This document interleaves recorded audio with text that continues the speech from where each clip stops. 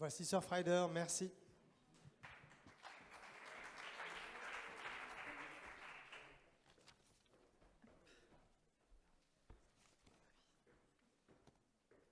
Alors, bonjour à toutes et tous. Oups, c'est l'ancienne... C'est pas notre présentation. Il nous manque la présentation de Surfrider, la régie. C'est bon. Ah, super, merci. Bonjour à toutes et tous. Nous sommes Rémi Moreau et Manu Dula. Bonjour à tous. Et nous sommes tout droit arrivés de la côte du Pays Basque aujourd'hui pour représenter l'association Surfrider Foundation Europe. Alors, qui est Surfrider? Nous sommes un collectif d'activistes positifs qui agit concrètement et au quotidien sur le terrain pour transmettre aux générations futures un océan préservé. Alors, notre mission est de... Ah mince. Hop, c'est bon. Est de porter haut et fort la voix de l'océan sur tous les terrains et par tous les moyens, et ce, à la fois à une échelle nationale et européenne, puisque notre siège européen est lui basé à Biarritz, donc pour faire sens avec nos actions, puisque c'est au plus près de l'océan. Et donc depuis 30 ans, nous avons développé une expertise qui se décline sur 3 thématiques phares. La première étant liée aux déchets aquatiques, la deuxième à la qualité de l'eau et à la santé des usagers, et la troisième à l'aménagement du littoral en lien avec le changement climatique. Et c'est de cette dernière dont il sera question aujourd'hui et sur laquelle je vais laisser la parole à mon collègue Rémi.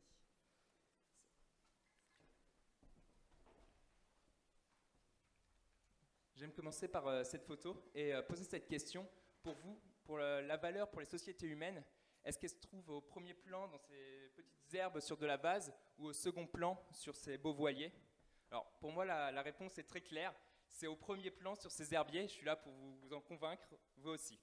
Donc ces herbiers, en fait, c'est des écosystèmes de carbone bleu.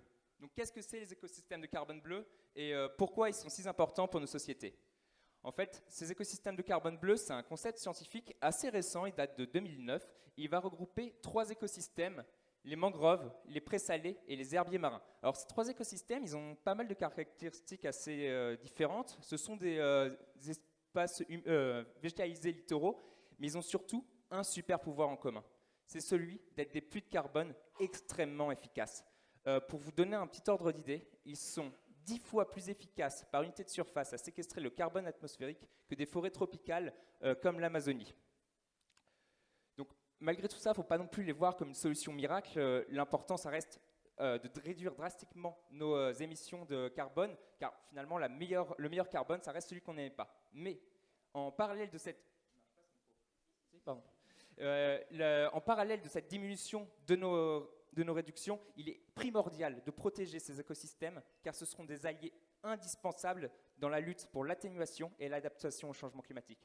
Car en plus d'être des puits de carbone extrêmement efficaces, ce sont aussi des remparts contre les vagues de submersion, contre l'érosion marine, ce sont des épurateurs de l'eau et ce sont aussi des réservoirs exceptionnels de biodiversité. Alors, malgré tout ça, ça reste des écosystèmes menacés. Depuis 1850, le début de l'ère industrielle, 50% de la superficie a été détruite. Maintenant, le consensus scientifique est très clair sur leur importance. Mais encore aujourd'hui, nous en détruisons 1 à 2% de la superficie restante chaque année.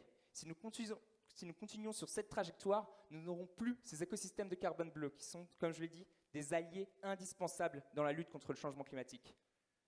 Donc c'est fort de ce constat qu'à Surfrider, nous souhaitons participer à améliorer la protection et la restauration de ces écosystèmes de carbone bleu en Europe.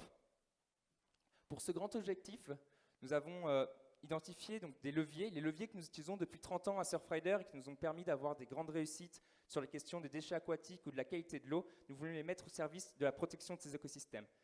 Ces leviers, c'est l'acquisition de données sur le terrain pour participer à l'amélioration de connaissances scientifiques, ce qui se fait en collaboration avec des chercheurs d'université. Cette connaissance, on pense que c'est très important que le grand public y ait accès. C'est pour ça qu'on a aussi des grands travaux de médiation. Et pour que ces connaissances se traduisent en action, nous travaillons au travers de notre équipe plaidoyer à améliorer le cadre législatif.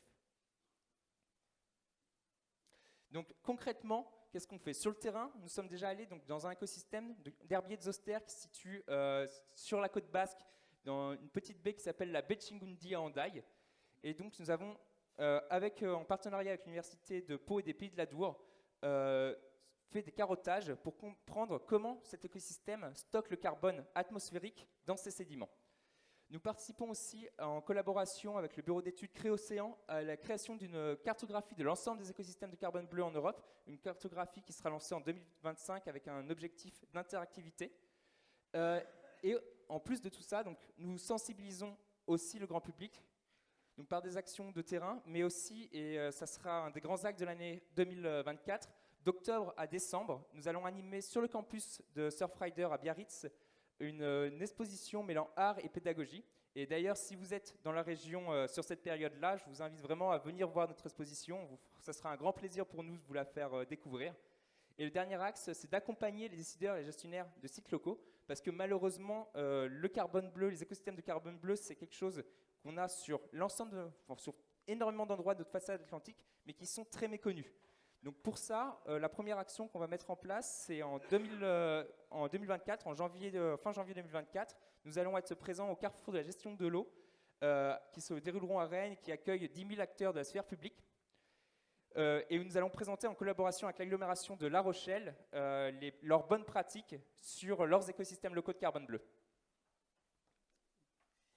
Et du coup, pour mener à bien ce projet, on a besoin de vous. Et c'est pour ça qu'aujourd'hui, nous demandons 45 000 € pour répondre aux différents postes de dépenses que vous pouvez voir listés ici et qui sont occasionnés par le projet. Les postes de dépenses sont notamment liés à l'étude scientifique menée par Rémi dans la baie de Chigondi, à l'édition d'un rapport sur les bonnes pratiques de gestion des écosystèmes de carbone bleu à destination des élus locaux et des gestionnaires de sites, mais également des dépenses liées à l'exposition et la mise en place de l'exposition sur notre campus à Biarritz, ou encore aux frais de fonctionnement et de coordination du projet. Donc, concernant ces dépenses, on a déjà quelques ressources, notamment des financements publics, avec le financement de l'OFB qui a été acquis depuis la réalisation de cette diapositive, et un financement de l'ADEME qui est en cours potentiel d'acquisition. Et nous souhaitons également engager des fonds propres. Donc c'est pour ça que nous avons besoin de vous pour continuer à consolider ce projet et à assurer sa pérennité.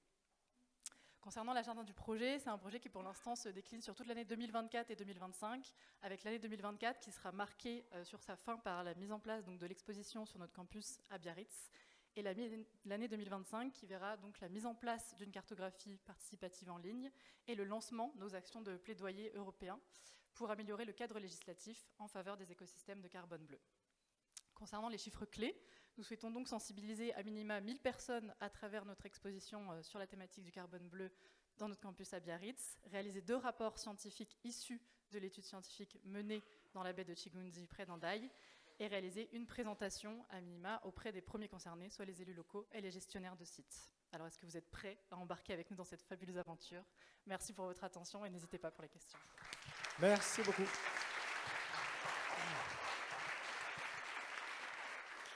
J'ai des doigts qui se lèvent. Est-ce que vous avez des questions? Est-ce que tout était clair? Oui? Non?